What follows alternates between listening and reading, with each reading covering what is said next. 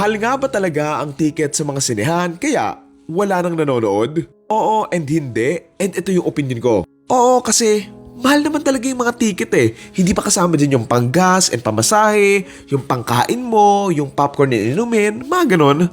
Kung ikukumpara sa normal na kinikita ng mga typical na Filipino, sobrang malaking halaga na nga yung kailangan nilang itabi para lang makabili ng cinema ticket. Kung ikaw nangangailangan ka din talaga, isipin mo na lang na itatabi mo na lang yung pera na yon para nga magastos mo sa mas makabuluhang bagay pa nga.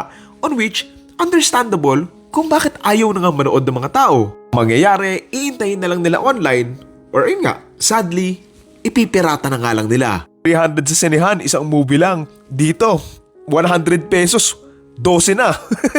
Pero syempre, gets ko naman na kailangan kang kumita ng mga gumawa ng pelikula and syempre yung mga sinehan. Pero yun nga, sana magawa ng paraan para nga mas ma-adjust pa siyang bumaba nga yung presyo. Presyo bang kakayaning ma-afford ng karamihan sa mga Filipino na hirap pa lang sa pagbili pa lang ng mga pangangailangan nila. Actually, nitong nakaraan nagulat ako nung malaman kong mas mababa pala yung presyo ng mga ticket sa mga probinsya kaysa nga dito sa Maynila. I know may provincial rate pero the fact na kaya nilang babaan, baka alam mo yun, baka pwede pa siyang i-adjust nang hindi naman ginagawang provincial rate yung buong Pilipinas. Pesting provincial rate kasi yan eh, parehas lang naman ang ginagastos. Tapos, magkaiba ng sahod. Ano yun? Siyempre, maliban sa ticket prices, marami ding dahilan kung bakit maraming Filipino nga yung hindi na nanonood ng mga Filipino movies. Yung sa international nga minsan, hindi nga pumapatok dito nga sa atin eh. Paano pa kaya kung Tagalog, di ba? Ito na nga yung sa tingin kong mga dahilan and personal opinion ko lang naman to ha. Unang-una, karamihan sa mga Filipinong nanonood ng sine, pinapanood lang nila kung ano nga yung nagte-trending or nagva-viral sa mga social media. I mean, it's kinda okay kasi most of the time, nagkaka-hype naman din talaga yung isang movie kasi nga, maganda naman talaga yung movie. Kaso medyo concerning lang din talaga siya kasi nga, hindi naman talaga lahat ng magagandang movies nagkaka-hype and hindi naman lahat na nagkaka-hype magagandang movies. Mahirap tong gawa ng paraan kasi honestly, nasa audience naman kung magbabayad sila eh. And alam mo yon, mahirap i-control yung masa. Next, magagalit na yung iba ako magagalit.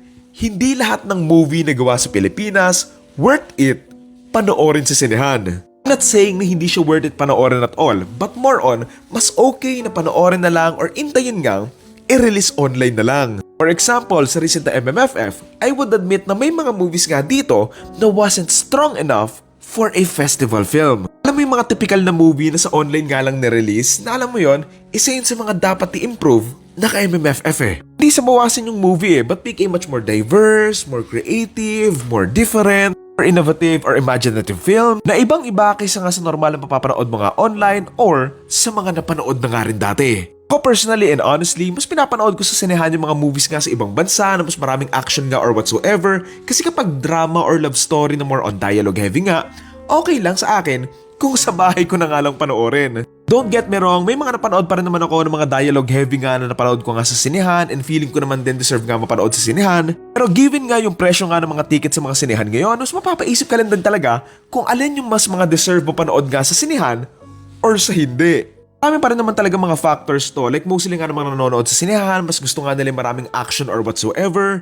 And yung iba naman, umay na nga sa mga paulit-ulit na nga lang na mga kwento na parang napanood mo na nga rin sa mga pelikula rin dati. So bakit mo papapanoorin ulit yung isang movie na parang napanood mo na nga rin before? Kalasan puro love story pa, na paulit-ulit na kesyo nga love triangle, may third party or kabit, enemies to lovers trope, mag-ex na magbabalikan mga ganyan or ano pa, na alam mo yon, paulit-ulit na nga.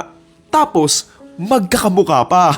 And kung magkakaroon man ng mga unique filmmakers nga dito sa atin na mag-explore nga ng mga bagong ideas, ang mangyayari naman sa mga projects nila, ibaban and isisensor nga ng mga namemersonal na balat sibuyas na nagsasala nga ng mga movies dito sa Pilipinas.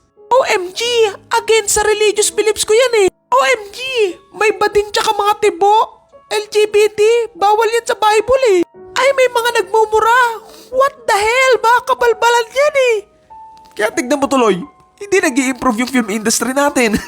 Ayun pa yung isa sa mga problema eh. Most Filipino films today, magkakamukha nga lang, lalong-lalo na nga yung nasa mga mainstream. Always the colorful, with the quirky vibes, with the production design, na sobrang halatang nakaset up nga lang din yung set. Most of the time sa mga mainstream lang naman to kasi doon naman sa mga indie or mga festival films, nag-explore din talaga sila in terms of production design, editing, storytelling, pero yung mga mainstream Filipino film, walang unique or different nga sa itsura na gugustuhin mong mapanood sa sinehan. Alay nga sana kung magkakamuka pero unique yung story Pero ayun, wala din. Alam mo yung story sa mga movies na literal na mapapaisip ka na, paano na-approve yung basurang script na yan? Hindi ba marunong mag-isip and magbasa nga yung nag-approve ng script na literal sinabi niya lang, gastusan nyo yan. Kahit na, ang pangit nga ng script. Then sa problema nga dito sa atin yung casting na kung sino yung sikat, ayun yung ikakas nila sa isang movie. Okay lang man sana kung magaling umacting pero yung pwede na or worse, hindi talaga marunong umacting. Diyos ko po! Sa mga managers ng mga bagong artista, i-training nyo naman yung mga talents nyo para naman hindi sila nagmumukhang tanga umacting. Gets ko naman na need talaga ng pera para nga buhayin yung pamilya or whatsoever. Pero kung may kaya ka naman tapos tatanggapin mo yung role kahit hindi ka naman marunong umacting, ayan yung mga pesting artista na yan Tapos sa mga actors dyan na ayaw mag-improve, mahiya naman kayo sa mga nagbabayad na mapanood kayo. Okay na ba kayo sa ganyan? Na parang tanga nga umacting? O baka sabihin nyo, ikaw rin naman ang pangit mo umacting Natural, hindi naman ako artista O hindi ako artista, pero yung mga actors na yan, may mga manager yan, may mga projects. So the least they can do is do their job right. Uso kasi dito sa atin yung acting na parang nagsasalitang kahoy gano'n. Yung tipong hindi makapag-deliver ng linya na hindi nagpapakyut. Speaking of, ayan din yung ayaw ko na nakita ko nga na itong nakaraan na may nagreklamo din. Na yung ibang artista, sobrang conscious sila sa mukha nila tuwing uma-acting nga sila na hindi na mukhang natural yung acting nila. May mga actors na parang takot or ayaw nga pumangit na tipong kahit nagwawala or umiiyak nga yung karakter nila, gusto nila naka-aesthetic or uma-aura pa nga rin yung itsura nila. Pilipinas talamak to kasi bukod sa mukha nga yung puhunan ng mga artista dito, yung mga artista dito sa Pilipinas, nagmo-model din. May kung artista ka na sobrang conscious kang pumangit or ikulubot yung mukha mo, pero wag ka na lang mag-artista. Intindihan ko pa kung sobrang tigas ng mukha mo dahil nga sa sobrang dami ng mga fillers or botox na no offense naman, pero kasi in acting, kailangan mong magpakita ng emotion na kadalasan sa mukha nga nakikita na nalilimitahan nga kung hindi mo ginagalaw or nagagalaw nga yung mukha mo.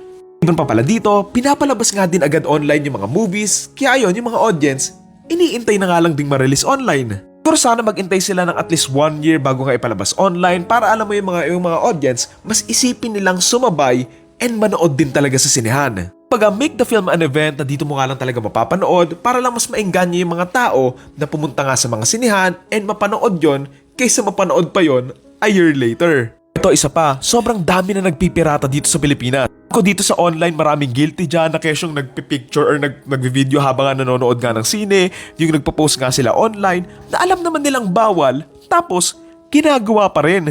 Mga sabihin ng iba, ikaw nga nang-i-spoil ka Natural, nagre-review ako Hindi ko naman pinopromote yung movie, kundi nire-review ko. So basically, wala akong pakialam kung ma-spoil ka.